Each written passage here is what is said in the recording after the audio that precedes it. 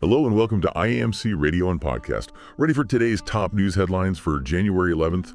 We've got quite the lineup today, from political clashes in Africa to Mother Nature throwing some serious shade, a controversial king appointment, and even an army general's Twitter shenanigans.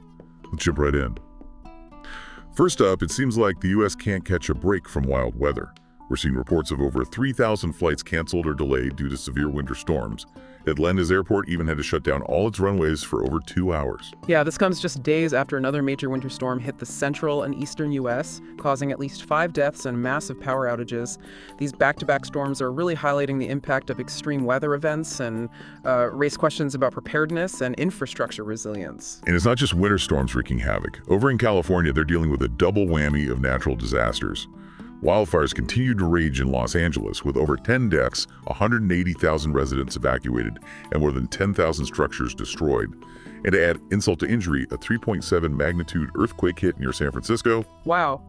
While there were no reports of damage from the earthquake itself, it's a stark reminder of California's vulnerability to seismic activity. This combination of wildfires and earthquakes really underscores the importance of disaster preparedness and response systems. Absolutely. It's a reminder that nature can be unpredictable and unforgiving. Now let's shift gears and head over to Africa, where a king-making controversy is brewing in Oyo State, Nigeria. 5 kingmakers are challenging the governor's appointment of Prince Akeem Owood as the new Al-Afin. Right. These kingmakers claim they actually chose a different candidate back in 2022, and that the governor's appointment goes against traditional rules. This situation highlights the ongoing tension between traditional systems of governance and modern political structures. It'll be interesting to see how this plays out and whether the courts get involved. Speaking of political tensions over in Mozambique, opposition leader Venancio Mondlane has returned from exile after weeks in hiding. His return sparked clashes with police who tried to control the crowds of supporters welcoming him, resulting in at least 1 death. Mondlane claims he actually won the October presidential election, and his return is likely to further fuel the ongoing political crisis. It remains to be seen whether this will lead to further unrest or open up a path for dialogue and reconciliation. Now, while we're on the topic of Africa, let's talk about a story that raises concerns about human trafficking. South African police rescued 26 Ethiopian men who were being held captive naked in a house in Johannesburg. This incident follows a similar one last August, where over 80 undocumented Ethiopians were found locked in a house under inhumane conditions. These repeated incidents raise serious concerns about a potential pattern of exploitation and trafficking targeting vulnerable individuals. It's a stark reminder of the dark reality of human trafficking and the need for continued vigilance and action to combat this crime. Now let's turn our attention back to Nigeria, where we have a story that delves into the complexities of self-determination movements.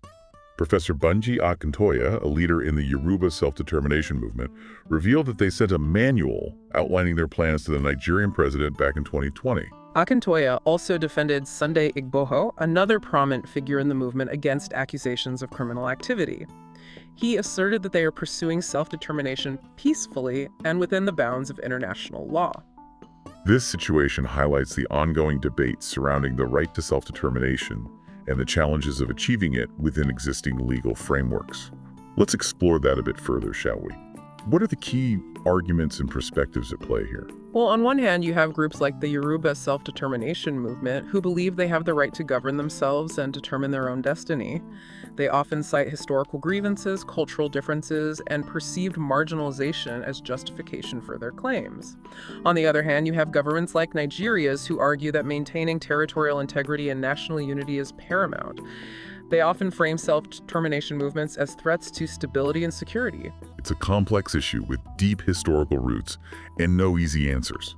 It'll be fascinating to see how this debate evolves in Nigeria and other parts of the world. Now, before we move on from Nigeria, let's talk about a story that raises questions about freedom of speech and the power of social media. A TikToker has been detained by the Nigerian police for allegedly spreading false information. And human rights activist Omoyele Sowore is calling this a blatant attempt to suppress free speech. This case highlights the growing tension between governments and social media platforms. On one hand, governments are increasingly concerned about the spread of misinformation and the potential for social media to be used to incite violence or disrupt public order. On the other hand, advocates for free speech argue that censorship is a slippery slope and that governments should not be in the business of policing online expression. It's a delicate balance, and it'll be interesting to see how this case unfolds and what implications it might have for online freedom of expression in Nigeria. Speaking of social media and its potential pitfalls, let's talk about Uganda's tweeting general, Muhoozi Kainerugaba, son of President Museveni and head of the army. He's made headlines again for quitting X, formerly known as Twitter, after a series of controversial tweets. These tweets included threats to behead an opposition leader and invade Kenya, sparking diplomatic tensions and raising concerns about Kainerugaba's judgment and stability. This isn't the first time his social media activity has landed him in hot water, and many see his behavior as a reflection of the growing influence of social media in shaping political discourse. It's certainly a reminder that words have power, especially when they come from someone in a position of authority. And with that, we've covered a lot of ground in this first part of our exploration of today's top news headlines. We've seen natural disasters impacting different parts of the world, political tensions simmering in Africa, and the ongoing debate about freedom of speech and the role of social media in the 21st century. But there's more to unpack, so stay tuned as we continue our journey through today's news. You know, it's fascinating how these seemingly disparate stories from across the globe all point to some larger themes. I'm with you there. What connections are you seeing? Well, one thing that jumps out is the increasing frequency and intensity of natural disasters. From the winter storms in the U.S. to the wildfires and earthquakes in California, it's clear that climate change is having a real impact. And it's not just about the events themselves, but also the underlying vulnerabilities they expose. Whether it's aging infrastructure, inadequate disaster preparedness, or social and economic inequalities, these disasters often hit the most vulnerable, the hardest. Absolutely, and we see this vulnerability playing out in the political sphere as well. The political unrest in Mozambique, the king-making controversy in Nigeria, even the Ugandan general's Twitter outbursts, they all speak to a certain fragility in political systems and a struggle for power and influence. It's like these events are stress tests, revealing the cracks and fault lines that exist beneath the surface. Precisely, and it makes you wonder how these systems will adapt and evolve in the face of mounting challenges. Speaking of adaptation, the story about the detained TikToker in Nigeria really highlights the evolving relationship between governments and social media. It's a battleground where freedom of expression clashes with concerns about misinformation, hate speech, and the potential for social unrest. And it's a battleground that's constantly shifting as technology advances and the lines between the physical and digital worlds become increasingly blurred.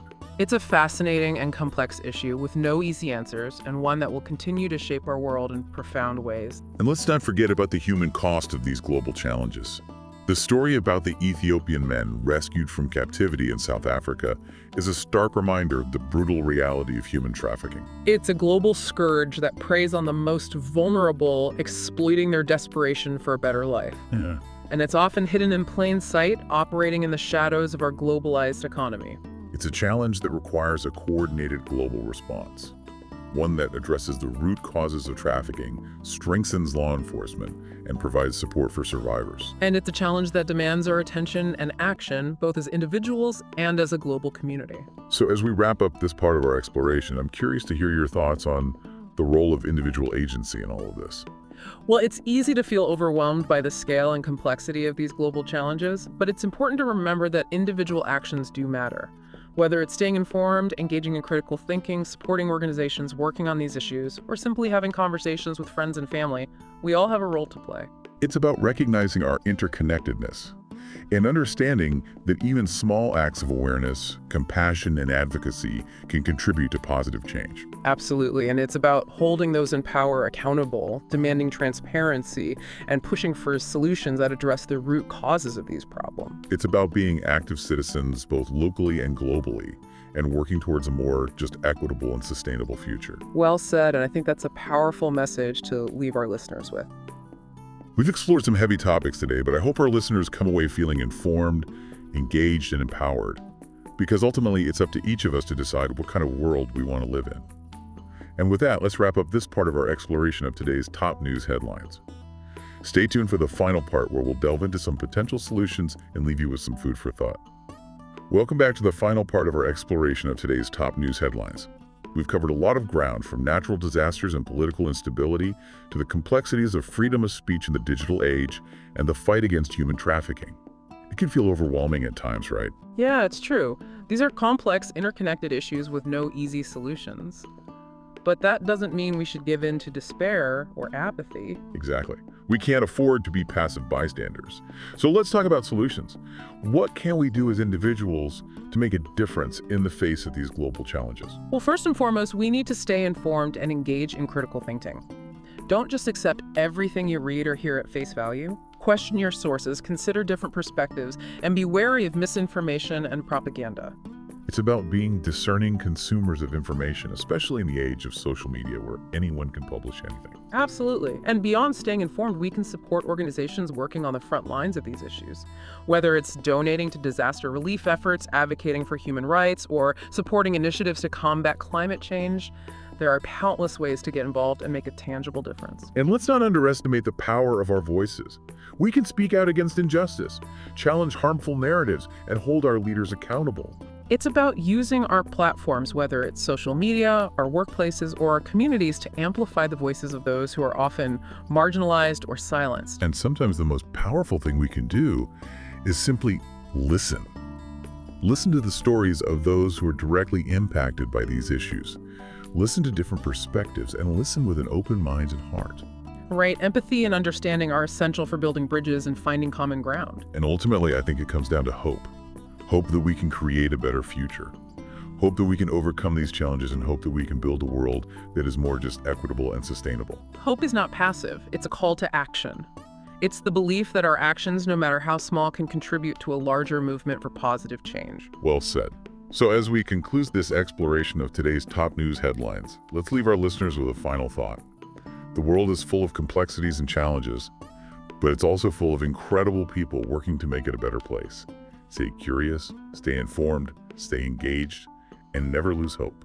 And remember, even in the face of darkness, there is always light to be found. Thank you for listening to today's top news headlines on IAMC Radio and Podcast.